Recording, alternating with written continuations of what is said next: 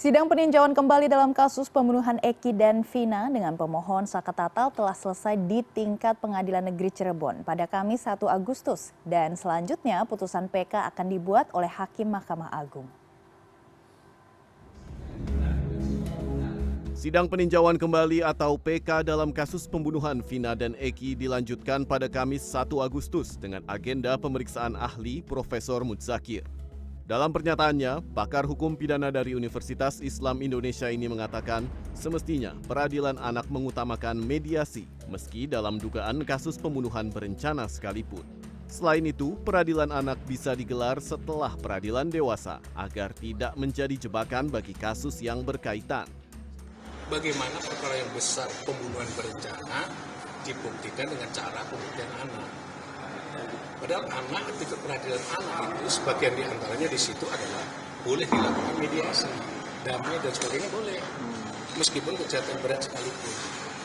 Tapi ini diutamakan dan kemudian proses pembunuhan berencana. Nah, dokumen pembuktian itu kemudian dipakai oleh orang dewasa. Itu yang menjadi, tadi saya katakan bisa menjadi jebakan pembuktian seperti Batman. Dengan pembuktian ini terbukti, dibawa ke orang dewasa, mudah dibuktikan. Rujukannya apa? Pengadilan anak.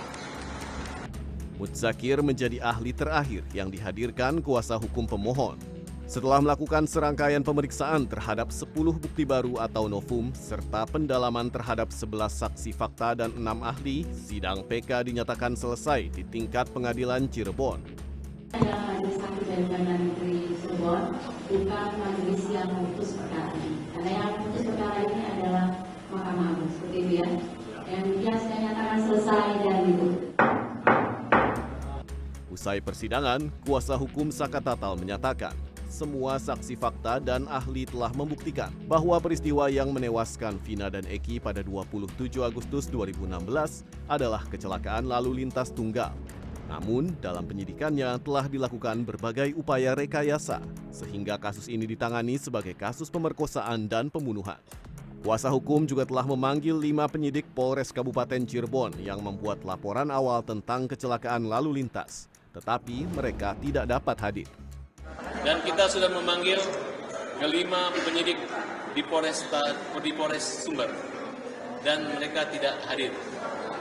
Kami serahkan bukti pemanggilan kepada majelis hakim, agar suatu saat mereka bertanya kenapa tidak jelas, dan misalnya kita menang karena mereka tidak hadir untuk menyerahkan bukti.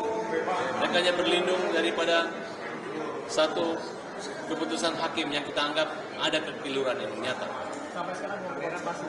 Sampai sekarang belum ada.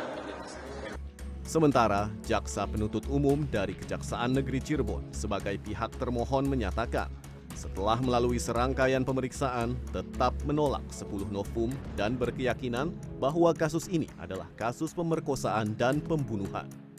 Harapannya tentu saja kebenaran akan terungkap ya. Tentu saja kami juga ingin tahu ceritanya seperti apa sesungguhnya, tetapi sesuai dengan fakta-fakta yang kami yakini sampai sejauh ini, kami tetap berkeyakinan bahwa kejadian ini adalah kejadian pembunuhan, bukan kejadian kecelakaan lalu lintas tunggal seperti yang disampaikan oleh pemohon PK.